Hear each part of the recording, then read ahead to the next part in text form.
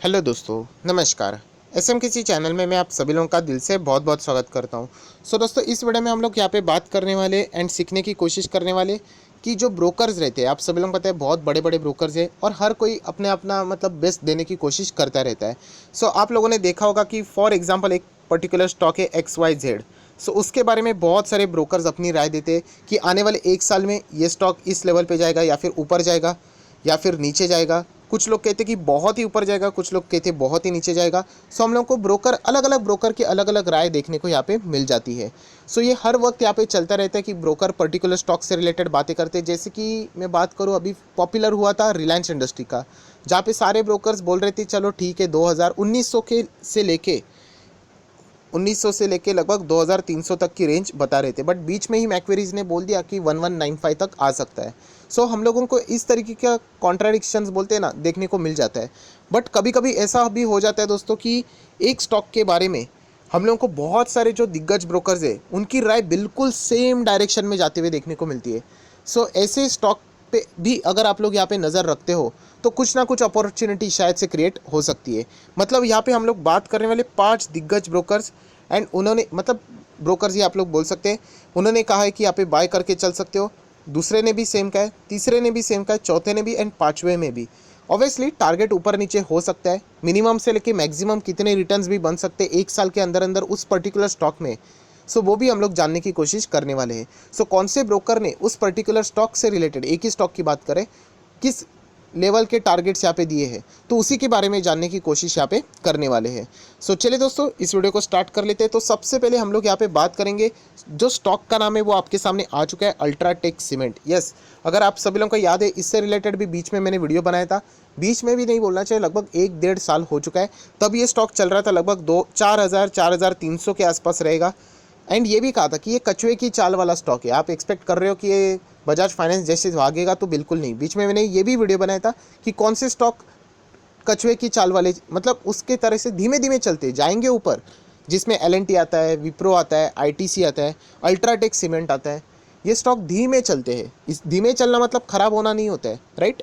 तो हम कहते हैं ना टेक्निकल, मतलब जो फाइनेंस के फील्ड में लो बीटा वाले स्टॉक, धीमे चलने वाले स्टॉक, राइट।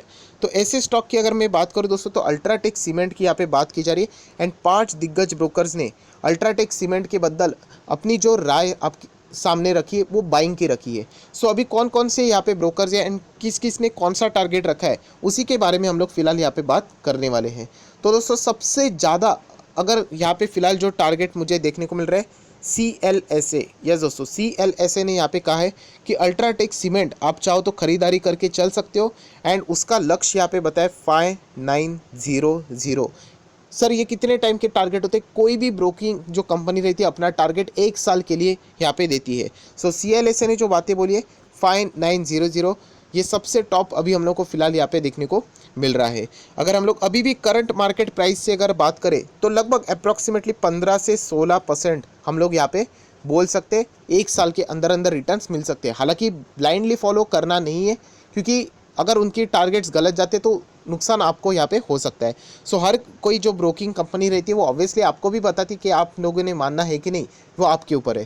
दोस्तों, कोई बात नहीं, CLSA की बात अभी हो चुकी है। अभी हम लोग आ जाते हैं बाकी ब्रोकर्स की राय कि उनकी स्टडी के हिसाब से अल्ट्राटेक सीमेंट कहाँ तक यहाँ पे जा सकता है। दोस्तों, HDFC सिक्योरिटीज़ की बात करेंगे, मैं यहाँ पे लिखना चाहूँगा HDFC सिक्योरिटीज़। तो HDFC सिक्योरिटीज़ ने दोस्तों जो अल्ट्राटेक का टारगेट दिया 5670 तक वो जा सकता है, ऐसा उनका मानना है। आप देख सकते हैं कि सेकंड ब्रोकर भी यहाँ पे सेम बातें बोल रहे हैं, सिक्योरिटी सेम बात बोल रही है कि ये अपवर्ड जा सकता है, आप लोग बाइंग करके यहाँ पे चल सकते हो। एक अच्छी बात यहाँ पे देखने को मिल चुकी है। ये हो गई सेकंड। अभी हम लोग पॉइंट नंबर थर्ड, मतलब थर्ड ब्रोकर्स की यहाँ पे राय के ऊपर आ जाते हैं। अल्ट्राटेक सीमेंट 5834, एंड ये जो टारगेट दिया है दौलत कैपिटल ने दिया है।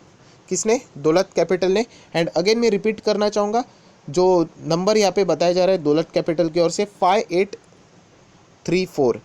आप लोग देख सकते हैं कि अगेन बताने का मकसद ये है दोस्तों कि कोई मैं आपको रिकमेंडेशन नहीं दे रहा हूँ, ये मेरे रिकमेंडेशन है ही नहीं एंड मैं कभी रिकमेंडेशन देता भी नहीं हूँ।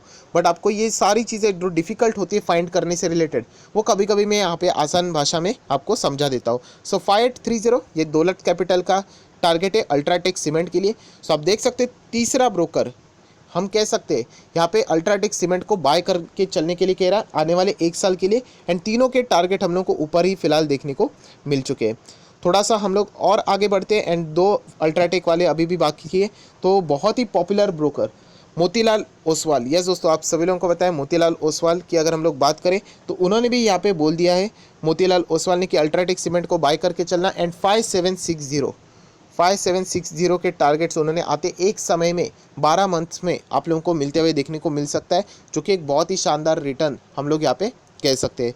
देखा जाए तो अल्ट्राटेक सीमेंट के हिसाब से बहुत ही शानदार है, क्योंकि ये कंपैरेटिवली स्लो चलता है, बट स्टिल 5770 हम लोग कह सकते हैं अच्छा खासा परफॉर्मेंस हो सकता है। एंड आखिरी कोई है यहाँ पे अल्ट्राटेक सीमेंट को बाय करके चलने के लिए यहाँ पे बोल रहा है, तो प्रभुदास लीलाधर, आप लोगों ने ज़रूर सुना होगा, एंड इनके टारगेट्स बहुत ही छोटे हैं। उन्होंने कहा है कि ये स्टॉक आने वाले 12 मंथ में 5400 तक जा सकता है। सो दोस्तों, बताने का मकसद यही है कि आप लोगों ने ये लेवल्स नोट भी किए होंगे, बट सबसे खास बात है कि इन पांचों ब्रोकर्स की जो दिशा यहाँ पे देखने को मिल रही है, डायरेक्शन, वो अप ट्रेंड भी यहाँ पे देखने को मिल रही है, जो कि गलत होना थोड़ा सा यहाँ पे हम कह सकते हैं कि परसेंटेज वाइज 70-30% हम लोग बोल सकते हैं। 100% ऐसा कुछ होता ही नहीं है, वरना सभी लोग यही फॉलो करते हैं।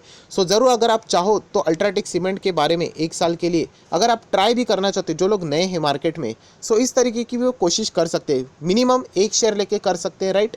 बहुत बड़ा इन्वेस्टमेंट नहीं करना है अगर आप चाहते हो तो। ये कोई मेरा रिकमेंडेशन नहीं, मैं सिर्फ आपको यहाँ पे बताने की कोशिश कर रहा हूँ कि अगर आप डायरेक्शन भी देखते हो तो सारे लोगों के डायरेक्शन यहाँ पे लोएस्ट है 5400 एंड मैक्सिमम है 5900। लोएस्ट प्रभुदास लीलाधर, आप सभी लोगों को पता है, 5900 CLS है। सो ये रेंज हम लोग यहाँ पे पकड़ के चलते हैं, जो कि आप लोग यहाँ पे देख सकते हो, मिनिमम से लेके मैक्सिमम। एंड अगर स्टॉक की भी बात करें तो 6 मंथ में देख लेना, अच्छा खासा परफॉर्मेंस ऑलरेडी यहाँ पे दे चुका है। बट आपको मैं मैक्सिमम चार्ट पैटर्न ज़्यादा यहाँ पे दिखाना चाहूँगा। अगर मैं आप लोगों को दिखा देता हूँ, मतलब आप लोगों को नेचर पता चलेगा कि ये सडनली ऐसा नहीं भागता है, ये धीमे धीमे धीमे करके भागने वाला स्टॉक है, बट उसकी जर्नी भी अप ट्रेंड में ही रहेगी। सो यहाँ पे एक काम कर लेता हूँ, मैं मैक्सिमम चार्ट पैटर्न आपके सामने ओपन कर लेता हूँ, तो अभी आप लोगों को अंदाज़ा आ जाएगा। ये देखिए कितने सारे अप्स एंड डाउन्स है, देखिए बहुत सारे हैं। ये देखने के लिए ऐसा लगेगा कि ठीक है ऊपर ही जा रहा है, बट ये बहुत ही आपकी जान भी लेंगे, मतलब बहुत ही ज़्यादा पेशेंस, बहुत नीचे आता है। तो उसी के साथ साथ 1 साल का भी चार्ट पैटर्न देख लेते हैं अप ट्रेंड में।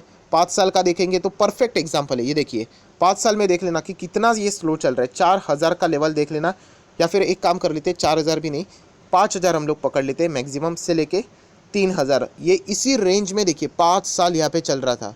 इतना स्लो चलता है, स्टॉक खराब नहीं है, उसका नेचर ही वैसा है। मैंने बीच में वीडियो बनाया था कि स्टॉक का नेचर ही बहुत सारे लोगों जानना ही नहीं चाहते एंड इन्वेस्ट कर देते, जो कि एक गलत बात है।